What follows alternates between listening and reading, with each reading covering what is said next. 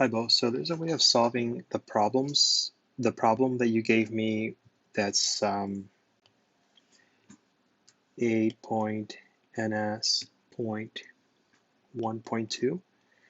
That problem that says which numbers are between 4 and 5, select all that apply. So between 4 and 5, there's actually a way to solve this problem without using a calculator, but it takes longer. Okay, so it makes sense that your teacher's allowing you to use a calculator. So we're going to use a calculator, all right? Your options are A, B, C, D, E, and F. And for A, let me zoom in a little bit, it's 3 times the square root of 2. Remember, I don't know if your teacher taught you this, but here there's like an invisible times symbol, and it's multiplying 3 times the square root of 2. The same thing applies for 2 times the square root of pi. Okay, and pi is rounded to 3.141592 something. Okay, so think about that. And then c is 1/2 times the square root of 68. Now to keep the video short, I'm going to try and move a little fast, so you can always rewind this like as many times as you need. For d, it's the square root of 17. And for e, oh gosh, why did I even put an f? I don't know. End of day stuff. For e, it's 2 times the square root of 7. Okay, here we go, calculator style. We're going to go ahead and we're going to target this guy first. So the square root of 2 is not a, so 2 is not a perfect square. A perfect square is like the square root of 4, which is easy because the square root of 4 is going to give you a 2. That's because 2 times itself equals 4. But the square root of 2, not a perfect square, so you really need a calculator to solve it exactly. So you can always ask Siri or your phone or something, and you say, what's the square root of 2? The square root of 2 is approximately 1.4142, 1.4142, and that's approximately. Okay, let's round that to 1.4. And so you take 1.4 times 3, 12 carry the 134. It's going to be 4.2, which is, in fact, between 4 and 5. Okay, this guy's good. Next, let's try this one. Now, pi, so let's try that.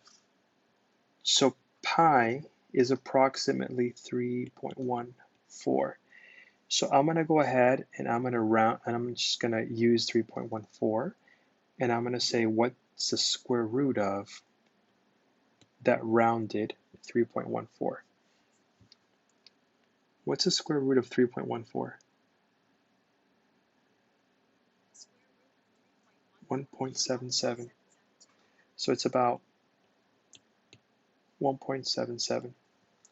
Okay, so take that 1.77 and multiply it times 2.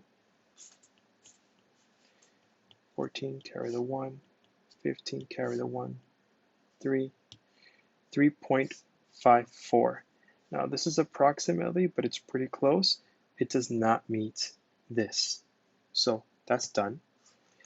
The next one is the square root of 68 times half. Now there's actually a really cool way of doing this without using a calculator, but we have a calculator. So right now, for the moment, let's just use a calculator.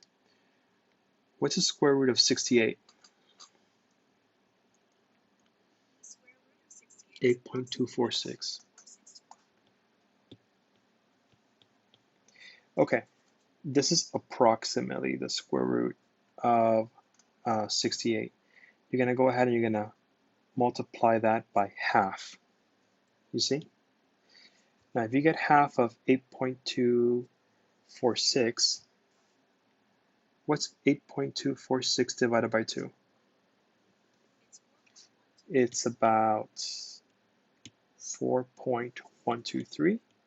Okay, that meets the requirement. So this guy is good.